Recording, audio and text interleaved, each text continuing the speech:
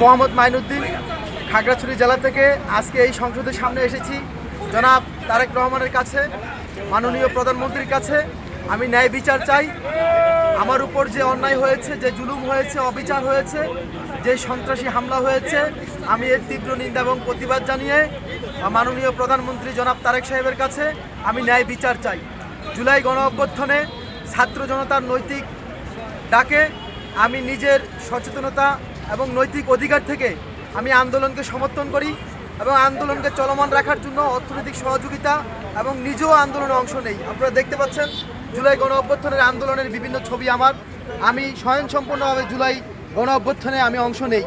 কিন্তু জুলাই গণ অভ্যুত্থানের পর আমার খাগড়াছড়ি জেলাতে চাঁদাবাজি হয়, সন্ত্রাসী হয়, অগ্নিসংযোগ হয়, হত্যাকাণ্ড হয়, মামলা বাণিজ্য হয়। আমি চাঁদাবাজের বিরুদ্ধে প্রকাশ্যে আমি বিরোধিতা করি, আমি চাঁদাবাজের বিরুদ্ধে প্রতিবাদ করি, আমি সন্ত্রাসের বিরুদ্ধে প্রতিবাদ করি। প্রতিবাদ করার পর সন্ত্রাসী একটি পক্ষ আমাকে তুলে নিয়ে আমার উপর নির্মম অত্যাচার করে, মৃত্যুর শয্যায় করে আমায় ফেলে দেয়। আপনারা ওই ছবিগুলো আমাকে দেখতে পাচ্ছেন যে আমি মেডিকেলে মৃত্যুর শয্যায় আমাকে ফেলে রাখা হয়েছে। আমি চিকিৎসা অবস্থায়, এখানে আমার কিছু ছবি আছে। সুতরাং আমি একজন জুলাই যোদ্ধা হওয়া সত্ত্বে আমি চাঁদাবাজের বিরুদ্ধে কথা বলার কারণে, সন্ত্রাসের বিরুদ্ধে কথা বলার কারণে, হত্যাকাণ্ডের বিরুদ্ধে কথা বলার কারণে আমার উপর গুপ্ত হামলা করে।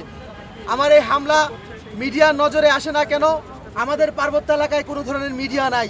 আমাদের পার্বত্য এলাকায় প্রশাসনের অবস্থা যেমন দুর্বল, আমাদের পার্বত্য এলাকায় যোগাযোগ অবস্থা খুবই দুর্বল। সেখানে আপনারা জানেন যেমন পাহাড়ি সংগঠনগুলো আছে, সন্ত্রাসী জনগোষ্ঠী, তেমনি কিছু বাঙালি সম্প্রদায়ের মাঝে কিছু বাঙালিরা আছে সন্ত্রাসী জনগোষ্ঠী। জুলাই গণ অভ্যুত্থানের পরে যে চাঁদাবাজি হয়, হত্যাকাণ্ড হয়, অগ্নিসংযোগ হয়, আমি এই চাঁদাবাজের বিরুদ্ধে কথা বলি।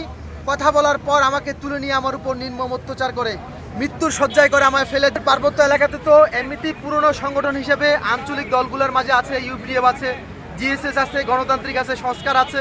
এই দলগুলা অস্ত্রশস্ত্র সহকারী দল। এরা প্রকাশ্যে চাঁদাবাজি করে। এখানে সাধারণ জনগণ যদি একটা কলাছড়ি বাজারে নিয়ে যায়, এটার কাছ থেকে চাঁদা দিতে হয়। একটা মুগরি বিক্রি করতে হয়, এটা চাঁদা দিতে হয়। যে কোনো ক্ষুদ্র ব্যবসায়ী প্রত্যেকে চাঁদা দিতে হয়।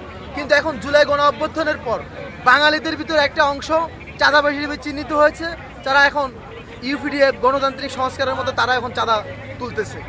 এখন পাহাড়িরা যেরকম চাঁদাবাজি করতেছে, বাঙালিদের একটা অংশও চাঁদাবাজি করতেছে।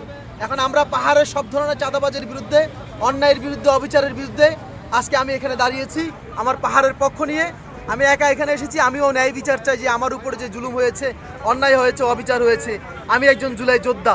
জুলাই গণ অভ্যুত্থানের পরে চাঁদাবাজের বিরুদ্ধে কথা বলার কারণে চাঁদাবাজরা ফিল্ম স্টাইলে তুলে নিয়ে আমাকে আমার উপর নির্মম অত্যাচার করে এবং মৃত্যুর শয্যায় করে আমায় ফেলে দেয়।